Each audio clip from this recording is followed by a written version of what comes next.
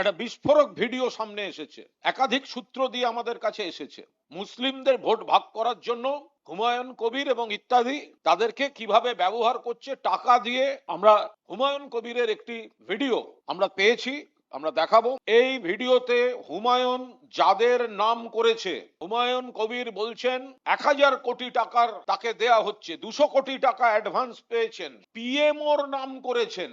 PMO ভিডিওতে যেটা দেখানো হয়েছে যে ধর্মীয় আবেগ নিয়ে ভোট কেনা বেচা যায়, একটা নেতা যে পাল্টিবাজ বারবার করে পাল্টি হয়েছে, একবার বিজেপিতে গেছে, একবার কংগ্রেসে গেছে, একবার তৃণমূলে গেছে, তাকে ধরে এবং হায়দ্রাবাদী একটা নেতাকে ধরে। আসসালামু আলাইকুম। গোটা পশ্চিমবাংলার সর্বস্তরের শ্রদ্ধাভাজন নাগরিকদের উদ্দেশ্যে আমি কয়েকটি কথা রাখছি। আমি হুমায়ুন কবির, এজেইউপির রাজনৈতিক পার্টির চেয়ারম্যান। আমার রাজনৈতিক দলের সূচনা করেছি 22শে ডিসেম্বর 2025। তো একটা আমার ভিডিও, তৃণমূল কংগ্রেস আমাকে রাজনৈতিকভাবে মোকাবেলা করতে না পেরে এখন আমার বিরুদ্ধে চক্রান্ত করে একটা এআই ভিডিও বানিয়ে সেটা পাবলিকের কাছে তাদের ফেসবুক আইডি থেকে বা প্রেস কনফারেন্স করে আমাকে বেলাইন করার জন্য বা আমার পার্টিকে ছোট করার জন্য বা আমার পার্টির ভোট ব্যাংককে নষ্ট করার জন্য তৃণমূল কংগ্রেসের সুপ্রিমো মমতা ব্যানার্জি, তাদের দলের সাধারণ সম্পাদক অভিষেক ব্যানার্জি, ববি হাকিম, কুণাল ঘোষরা। এর আগে আপনারা দেখেছেন যে ববি হাকিমকে স্টিং কাউন্টে টাকা নিতে দেখা গিয়েছিল, সুদীপ বন্দ্যোপাধ্যায়দের টাকা নিতে দেখা গিয়েছিল, সৌগত রায়দের টাকা নিতে দেখা গিয়েছিল। তারপরে দুজন প্রয়াত হয়েছে, সুব্রত মুখোপাধ্যায়, সুলতান আহমেদ, তাদের নিয়ে আমি কিছু বলতে চাই না। কিন্তু সেই ববি হাকিমদের যে স্টিং কাণ্ডে টাকা নিতে হয়েছিল আজ পর্যন্ত তা মানুষ জানতে পারেনি।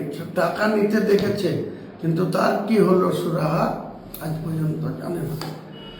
আমাকে 4ঠা ডিসেম্বর বাবরি মসজিদ করার জন্য তৃণমূল দল ববি হাকিমের মুখ দিয়ে কলকাতায় মুর্শিদাবাদের দুজন এমএলএকে যথাক্রমে নিয়ামত শেখ এবং আকরুজ্জামানকে পাশে বসিয়ে ববি হাকিম বলেছিল যে রেজিনগরে বাড়ি আর বেলডাঙ্গাতে বাবরি মসজিদ কেন করবে, এতে দাঙ্গা হবে, এটা মুসলমানদের ভালো হবে না, মুসলমানরা বিপদে পড়বে।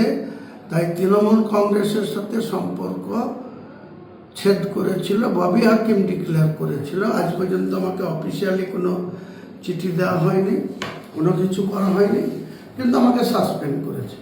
পরবর্তীকালে গোটা বাংলার মানুষ জানে আমি 2.5 লক্ষ মানুষের জমায়েত করে বেলডাঙ্গার খাগড়ুপাড়া মোড়ে একটা 50 বিঘা জমির উপরে 2.5 লক্ষ মানুষকে জমায়েত করে আমি একটা জনতা উন্নয়ন পার্টির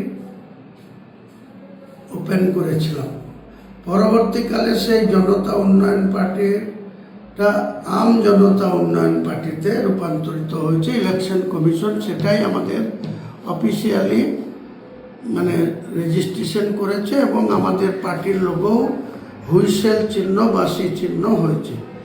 এখন যেহেতু গোটা বাংলার মানুষ আম জনতা উন্নয়ন পার্টির পাশে দাঁড়িয়েছে, যৌথভাবে আসাদুল্লাহ ওয়াইসি সাহেবের, আসাউদ্দিন ওয়াইসি সাহেবের এআইএম পার্টিকেও সঙ্গে রেখে আমরা যে নির্বাচনে অংশগ্রহণ করছি সেটাকে ভয় পেয়ে আমার বিরুদ্ধে এআই ভিডিও বানিয়ে 19শে ডিসেম্বর 2025-এর ডেট দিয়ে আজকের দিনে ছাড়া হচ্ছে।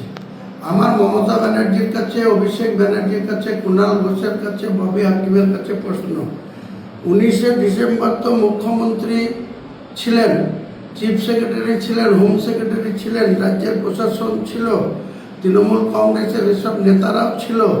তাহলে 19শে ডিসেম্বরের যদি এই ধরনের ভিডিও তাদের কাছে থেকে থাকে, আমি কার সঙ্গে কথা বলেছি, কার সঙ্গে চুক্তি করেছি, তাহলে অপর দিকে কে? ভারতবর্ষের প্রধানমন্ত্রী, না স্বরাষ্ট্রমন্ত্রী, না বিজেপির সর্বভারতীয় সভাপতি, না রাজ্যের সভাপতি শ্রমিক ভট্টাচার্য, না leader of the opposition Suvendu Adhikari? সেটা দেখানো হোক যে আমার সঙ্গে তাদের কথা হয়েছে।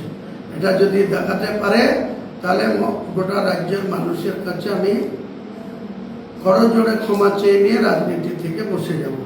আর যদি না দেখাতে পারে তাহলে আমাকে বা আমার পার্টিকে ছোট করার জন্য, বাংলার মানুষের আমাদের সম্মানহানি করার জন্য যে কর্মকাণ্ড করছে মমতা ব্যানার্জি, অভিষেক ব্যানার্জি, কুণাল ঘোষ কবি, তাদের বিরুদ্ধে আমি আইনগত ব্যবস্থা নিতে বাধ্য হব, বা আমার মান সম্মানের যে ক্ষতি হয়েছে, আমার পার্টির যে ক্ষতি হয়েছে, সেটার ক্ষতিপূরণ হিসেবে তাদের বিরুদ্ধে মানহানি মামলা অনারেবল হাইকোর্টে করতে বাধ্য হব।